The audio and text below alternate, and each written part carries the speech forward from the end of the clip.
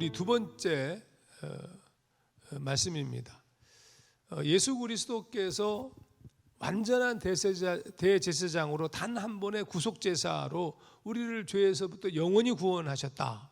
이거를 우리가 이 히브리서 기자의 이 전반 부분부터 중반 부분까지 자세히 설명하는 것을 우리 먼저 살폈습니다. 그런데 이제 히브리서 기자가 강조하고 싶었던 것은 뭐냐면 그들이 이런 배교의 가능성, 이런 부분에 대해서 문제를 삼는 것, 그것보다는 우리가 살핀 것처럼 시험 받는 자들을 능히 도우시는 예수, 이 부분을 강조하려고 했습니다. 히브리서 2장 18절, 그가 시험을 받아 고난을 당하셨은즉 시험 받는 자들을 능히 도우실 수 있느니라. 그렇다고 해서 마냥 격려만 하신 것은 아닙니다. 유대교로 돌아가고자 하는 이들을 향한 배교의 대가에 대해서도 정확하게 씁니다. 특히 이 히브리서 기자가 볼 때 배교는 뭐냐? 예수를 십자가에 못 박아 현저히 욕을 보이는 것, 히브리서 6장 6절 이렇게 보았습니다.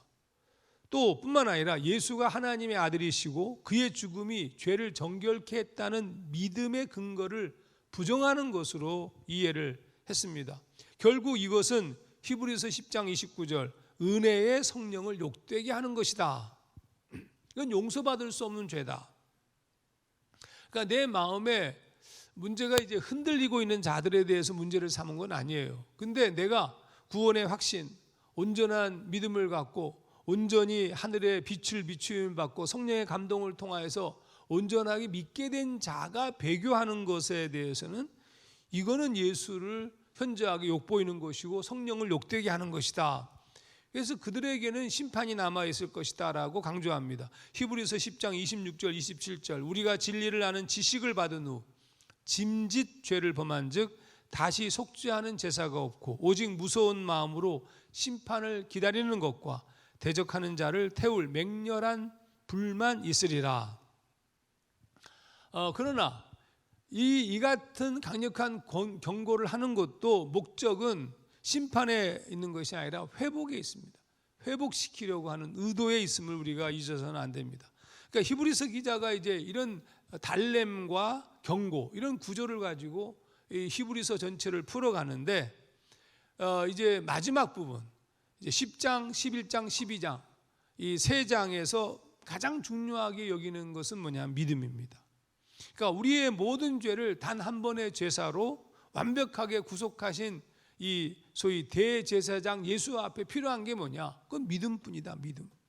그래서 히브리서 기자가 믿음을 설명해 나가는데 이 믿음을 가지고 우리가 담대하게 하나님 앞에 나아갈 수 있게 되었다. 이게 굉장히 중요한 얘기입니다. 예전에는 하나님 앞에 나아갈 수가 없었어요. 지성소가 있었고 거기 휘장이 있었습니다. 오히려 1년에 한 번 대제사장만 그 안으로 휘장 속으로 들어갈 수 있었어요. 그러나 이제는 그리스도의 이 대속의 효과로 인해서 우리가 직접 나아갈 수 있다. 이 부분을 강조합니다. 히브리서 10장 19절에서 22절 그러므로 형제들아 우리가 예수의 피를 힘입어 성소에 들어갈 담력을 얻었나니 그 같은 우리를 위하여 휘장 가운데로 열어놓으신 여기서 이 휘장 가운데로 열어놓으시는 예수님께서 십자가에 못 박혀 죽으실 때 이 소위 말하면 십자가 앞에서부터 이렇게 그 땅이 쫙 갈라지면서 이게 이 성소의 휘장을 반쪽으로 찢은 사건을 얘기하고 있는 겁니다. 그래서 새로운 살 길을 열었다는 거예요. 새로운 살 길이요 휘장은 곧 그의 육체니라. 또 하나님의 집 다스리는 큰 제사장이 계심에 우리가 마음의 뿌림을 받아 악한 양심으로부터 벗어나고 몸은 맑은 물로 씻음을 받았으니 참 마음과 온전한 믿음으로 하나님께 나아가자. 이렇게 권면합니다. 자, 그런데 그러면 이제부터 문제는 어떤 문제가 발생하냐? 그럼 믿음은 뭐냐? 이렇게 믿음에 대해서 의심할 수 있잖아요. 어떻게 내가 지금 믿는 믿음이 확실한가? 과연 내 믿음은 무엇인가? 과연 이런 믿음에 대한 질문이 발생할 수밖에 없기 때문에 이제부터 이제 히브리서 기자가 11장부터 믿음에 대한 설명을 합니다. 소위 히브리서 11장을 믿음장이라고 부르는데 1절, 2절 믿음은 바라는 것들의 실상이요 보이지 않는 것들의 증거니 선진들이 이로써 증거를 얻었느니라. 우리가 너무 많이 익숙하게 읽던 말씀이죠. 그리고 히브리서 기자가 소위 승리한 신앙의 영웅들을 설명을 하기 시작합니다. 믿음으로 충분하다는 거예요. 그들이 믿음으로 살았던 것이 헛되지 않은 것은 믿음으로 인한 결과 때문이다. 이 얘기를 얘기하고 믿음의 위인들을 쫙 설명해 갑니다. 히브리서 11장 6절, 믿음이 없이는 하나님을 기쁘시게 하지 못하나니 하나님께 나아가는 자는 반드시 그가 계신 것과 또한 그가 자기를 찾는 자들에게 상 주시는 이시심을 믿어야 할지니라. 그래서 히브리서 11장 전체를 믿음의 영웅들을 다룹니다. 아벨부터 시작해서 아벨, 에녹, 노아, 아브라함으로 이어지는 이거 구약의 전체를 이어서 사사시대, 다윗 그리고 사무엘 등으로 대표되는 이스라엘 전 역사에 걸쳐서 믿음의 영웅, 그리고 성경 밖의 얘기까지 조차 소위 안티오쿠스 시대의 박해 사건을 이렇게 떠올리는 부분도 놓치지 않고 기록하고 있습니다. 예를 들어서 우상을 거부하여서 순교당한 마카비 시대의 순교 이야기를 언급하고 있는데 그게 히브리서 11장 35절이 그런 언급으로 보입니다. 뿐만 아니라 돌로 치는 것과 톱으로 켜는 것과 시험과 칼로 죽임을 당하고라는 표현을 통하여서 이 소위 이사야가 성전 파괴를 예언하였기 때문에 므낫세 왕의 명령으로 톱으로 켜서 죽임을 당했다는 그런 것을 언급한 것으로 보이기도 합니다. 여하튼 간에 이 구약 전체를 다 관통하고 있는 믿음의 영웅들에 대한 설명을 쭉 얘기합니다. 그들이 전부 믿음으로 살았다는 거예요. 믿음으로. 그러면서 이 믿음의 영웅들에 대한 기술의 마지막 내용이 뭐냐 하면 이런 사람은 세상이 감당하지 못하느니라. 이렇게 히브리서 11장 38절 이렇게 마무리를 해요. 이런 사람은 세상이 감당하지 못하니. 그럼 이런 사람은 어떤 사람이냐? 11장 내내 강조한 것처럼 이 세상을 영원한 것으로 여기지 않고 하나님 나라를 바라보며 나그네처럼 사는 사람. 여기서 이 세상이 감당하지 못한다라는 말씀은 다시 해석할 필요가 있는데 이 감당치 못하다 할 때 감당치로 번역된 헬라어 단어가 악시오스인데 악시오스는 영어로 worthy, 가치 있는, 무게가 나가는 이런 뜻입니다. 그러니까 이 헬라어 성경을 다시 번역하면 이런 뜻입니다. 이 사람들에게 이 세상은 가치 없는 것이었다. 감당하지 못하는이라는 표현보다는 이 세상은 가치가 없는 것이었다. 그러니까 믿음을 가지고 하나님 나라를 소망하며 살아가는 자들, 이 땅 위에서 톱으로 켜임을 당하고 죽임을 당하고 환난과 궁핍과 수없이 많은 것을 당하지만 그것에 의해서 흔들리지 않았다라는 뜻입니다. 그래서 그들이 사는 곳이 궁궐이든 광야든 차이가 없었습니다. 오히려 광야와 산과 동굴과 땅굴이 이 화려하고 근사한 세상보다 훨씬 더 좋았습니다. 왜냐하면 하나님과 동행하는 삶이었기 때문에. 더 놀라운 얘기를 히브리서 기자가 얘기하는데 이런 사람들이 한두 명이 아니라는 거예요. 이게 지금 내가 지금 얘기한 사람 정도, 히브리서 11장에 언급한 정도의 사람이 아니라 히브리서 12장 1절 상반절 보면 구름같이 둘러싼 허다한 증인들이 있다. 이게 한두 명이 아니라는 거예요. 그러니까 걱정하지 말고 우리를 무겁게 하고 얽매이게 하는 죄를 벗어버리고 주님께 시선을 고정하고 꾸준히 믿음의 경주를 하자. 그때 주님께서 우리에게 싸워 이길 만한 믿음이 생기게 하실 것이다.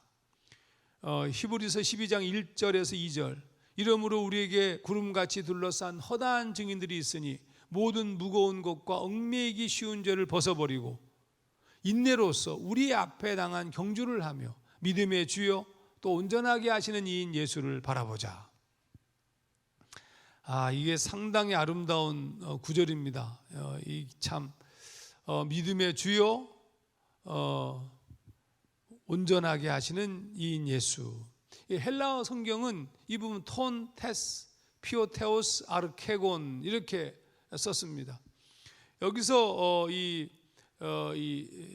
아르케곤의 원형 이 알케고스는 아르케 시작이라는 뜻과 아고 인도하다의 합성어로 최고 지도자라는 의미도 있지만 시작을 만들어가는 인도자, 즉 시작을 만들어가는 사람, 그런 의미에서 저자, author라는 의미도 갖고 있습니다. 그래서 대부분의 영어 번역본들은 그게 NIV든 킹 제임스 버전이든 할 것 없이 전부 the author, 저자라고 번역을 했어요. 그러니까 주님은 11장에서 살핀 것처럼 우리의 믿음을 시작하게 하시고 또 세워가게 하시는 저자, 새 번역은 창시자라고 표현했는데 저자이시면서 창시자라는 겁니다.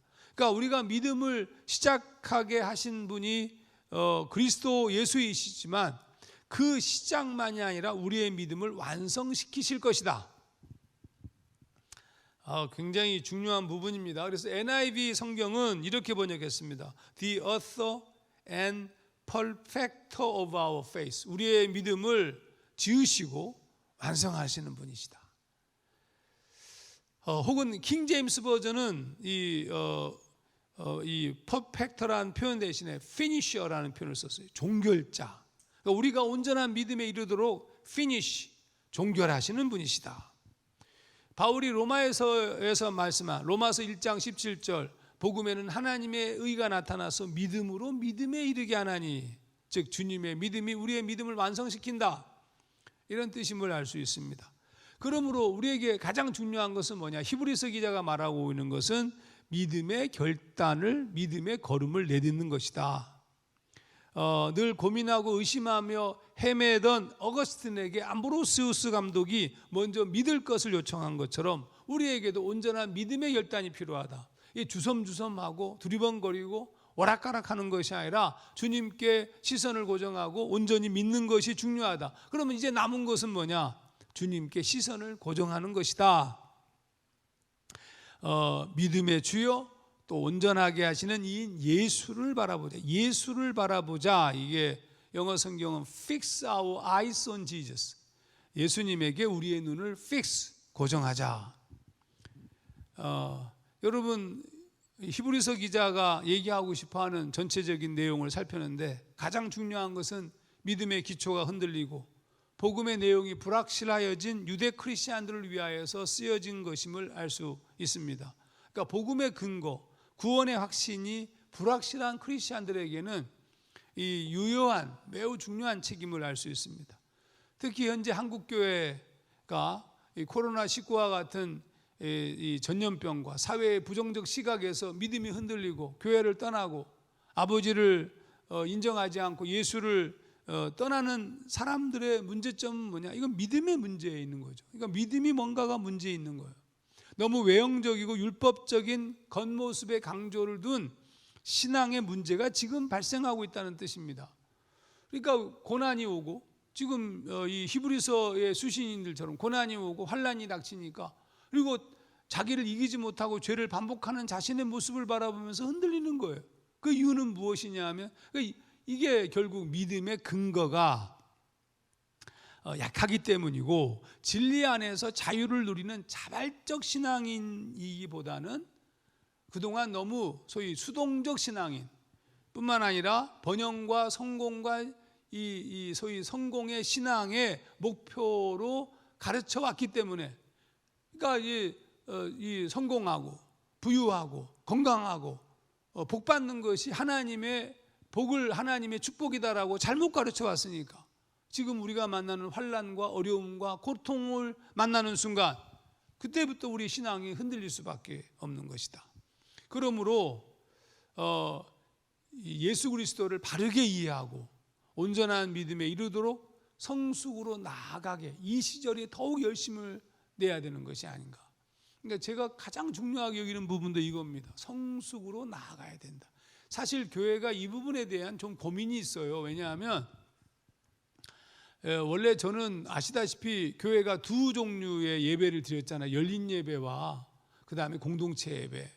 근데 어느 날부터인가 우리가 지금 공동체 예배로 전부 합쳐져 버렸거든요. 열린 예배는 청년들이 드려요. 근데 이게 좀 문제가 있습니다. 왜 문제가 있느냐 하면 열린 예배처럼 좀 오픈되어지고 좀 복음의 기초에 대한 얘기들이 강조되어진 예배가 있고 그 다음에 이제 공동체 예배는 믿음의 성숙한 자들이 더 깊은 단계로 나아가는 말씀이 되어야 돼요. 제가 주일 1부, 2부 이 공동체 예배 설교 자체가 좀 어렵게 느껴지는 분들이 계실 거예요. 그건 뭐냐면 아직 신앙의 초보자들, 또 신앙이 아직 깊은 단계에 이르지 못한 자들은 어렵죠. 근데 그 얘기를 하지 않으면 퇴보하거든요. 사실은 어떻게 이 예전에 윌로크릭 교회가 수요일, 목요일은 공동체 예배, 주일과 토요일은 이 열린 예배, 구도자 예배 이렇게 드렸던 구조를 쫓아서 우리 교회가 초기에는 드렸었고, 또 주일도 똑같이 11시 예배는 열린 예배, 그리고 오후 2시 예배는 공동체 예배 이렇게 드렸던 적이 있었는데, 지금 그 경계가 다 무너진 것이 아쉬운 부분입니다. 여하튼 간에 우리의 믿음이 성숙에 이르지 못하면 우리는 무너질 위험성이 있습니다. 마지막으로 히브리서 기자가 얘기했던 온전한 믿음에 이르도록 성숙으로 나아가야 된다라고 하는 말씀을 읽음으로 제가 마치고자 합니다. 히브리서 6장 1절과 2절. 그러므로 우리가 그리스도의 도의 초보를 버리고 죽은 행실을 회개함과 하나님께 대한 신앙과 세례들과 안수와 죽은 자의 부활과 영원한 심판에 관한 교훈의 털을 다시 닦지 말고. 언제까지 맨날 이 초보적 얘기만 하냔 말이죠. 그러니까 문제가 닥쳤을 때 다 무너지고 있지 않느냐. 다시 닦지 말고 완전한 대로 나아갈지니라. 성숙을 향해서 걸어가라는 뜻입니다. 여러분의 신앙을 지금으로 만족하지 마시고 성숙으로 나아가는 훈련들을 놓치지 않고 또 추구하시는 여러분 우리 모두가 되기를 주의 이름으로 축원합니다. 기도하겠습니다. 하나님 아버지, 하나님의 은혜와 사랑 가운데 한순간도 잊지 않고 거룩한 여정을 걸어가며 아버지의 의를 드러내는 삶을 살게 하시고 매일매일 우리를 처서 복종시키며 훈련함으로 성숙에 이르도록 인도하여 주시옵소서. 예수님 이름으로 기도하옵나이다. 아멘.